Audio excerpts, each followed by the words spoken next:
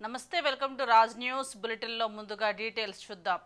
తెలంగాణ మలిదశ ఉద్యమకారుడు జిట్టా బాలకృష్ణారెడ్డి తుది శ్వాస విడిచారు. గత కొన్ని రోజులుగా ఆయన బ్రెయిన్ ఇన్ఫెక్షన్తో సికింద్రాబాద్ యశోద ఆసుపత్రిలో ఐసీయూలో చికిత్స పొందుతున్నారు. ఇవాళ ఆయన ఆరోగ్యం మరింత విషమించడంతో కాసేపటి క్రితం తుది శ్వాస విడిచారు. తెలంగాణ మలిదశ ఉద్యమాన్ని ఉవ్వెత్తున ఎగసిపడేలా చేయడంలో ఆయన పాత్ర అనన్య సామాన్యం. ప్రజా సంక్షేమం కోసం నిత్యం పరితపించే నాయకుడు అకస్మాత్తుగా ప్రాణాలు కోల్పోవడం పట్ల ఉమ్మడి నల్గొండ జిల్లా ప్రజలు, ఆయన అనుచరులు, అభిమానులు కన్నీరు మున్నీరవుతున్నారు. ఉమ్మడి జిల్లాలో టీఆర్ఎస్ పార్టీకి అన్నీ తానై వ్యవహరించిన జిట్టా స్వరాష్ట్ర కాంక్షలు రగిల్చి ప్రజల్లోకి పార్టీని విస్తృతంగా తీసుకువెళ్లారు. ఫ్లోరైడ్ సమస్యతో కాళ్లు చేతులు వంకర్లు తిరిగి జీవితాన్ని దుర్భరంగా గడుపుతున్న వారిని చూడలేక ఆయన సొంత ఖర్చుతో గ్రామాల్లో నెలకొల్పిన ప్యూరిఫైడ్ డ్రింకింగ్ వాటర్ ప్లాంట్లు నేటికి మనుగడలో ఉన్నాయంటే అది ఆయన కృషే.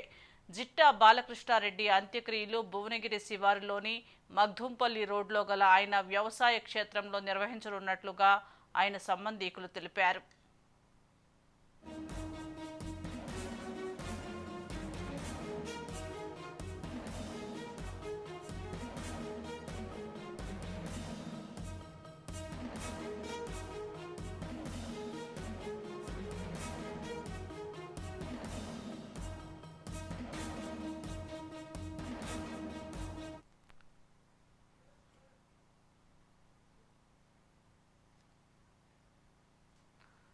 తెలంగాణ ఉద్యమంలో కీలక పాత్ర పోషించిన జిట్టా బాలకృష్ణారెడ్డి మృతి చెందినట్లుగా తెలుస్తోంది. దీనికి సంబంధించి మరింత సమాచారం మా ప్రతినిధి కిరణ్ అందిస్తారు. కిరణ్.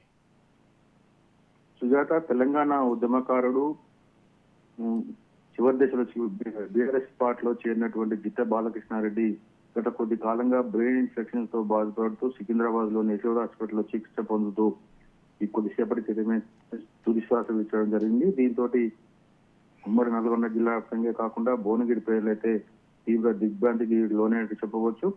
మొదటి నుంచి కూడా తెలంగాణ ఉద్యమకారులుగా పేరు ఉన్నటువంటి జిట్టా బాలకృష్ణారెడ్డి కొద్ది రోజులు బీఆర్ఎస్ పార్టీలో తెలంగాణ రాష్ట్ర యువజన విభాగం అధ్యక్షుడిగా పనిచేశారు.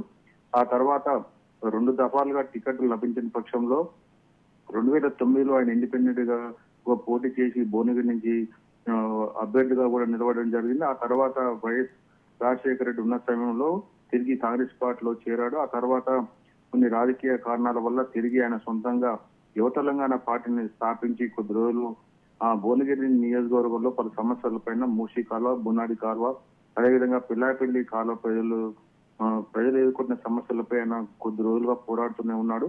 ఆ దశలో చివరికి గత ఎన్నికల్లో కూడా ఆయన చివరి వరకు పోటీల్లో ఉంటాడని భావించినప్పటికీ చివరి క్షణంలో కాంగ్రెస్ పార్టీలో చేరినప్పటికీ కూడా అతన్ని కాకుండా కుంభం అనిల్ కుమార్ రెడ్డికి టికెట్ ఇవ్వడంతో ఒకంత నిరాశ నిస్పృహకు గురైనటువంటి జిట్టా బాలకృష్ణారెడ్డి చివరికి తిరిగి బీఆర్ఎస్ పార్టీలో చేరారు. అయితే పార్లమెంట్ ఎన్నికల తర్వాత ఆయన కొద్ది రోజులుగా బ్రెయిన్ ఇన్ఫెక్షన్ తో బాధపడుతూ గత 2 నెలలుగా చికిత్స పొందుతున్నాడు.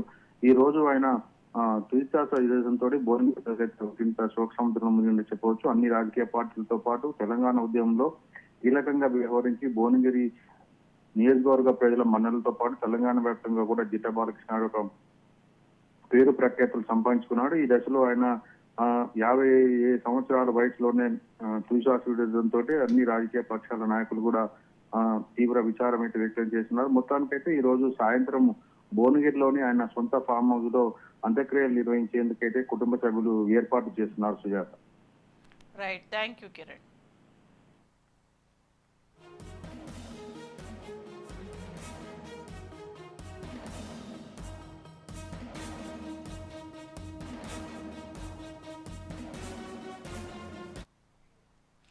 జిట్టా బాలకృష్ణారెడ్డి 14 డిసెంబర్ 1972న యాదాద్రి భువనగిరి జిల్లా బొమ్మాయిపల్లి గ్రామంలో జిట్టా బాలారెడ్డి రాధమ్మ దంపతులకు జన్మించారు. ఆయన 1987లో బీబీ నగర్లోని జిల్లా పరిషత్ ఉన్నత పాఠశాలలో విద్యను పూర్తి చేశారు.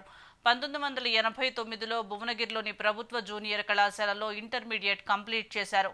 1993లో ఎల్బీ నగర్లో డివిఎం డిగ్రీ అండ్ పీజీ కళాశాలలో గ్రాడ్యుయేషన్ పూర్తి చేశారు.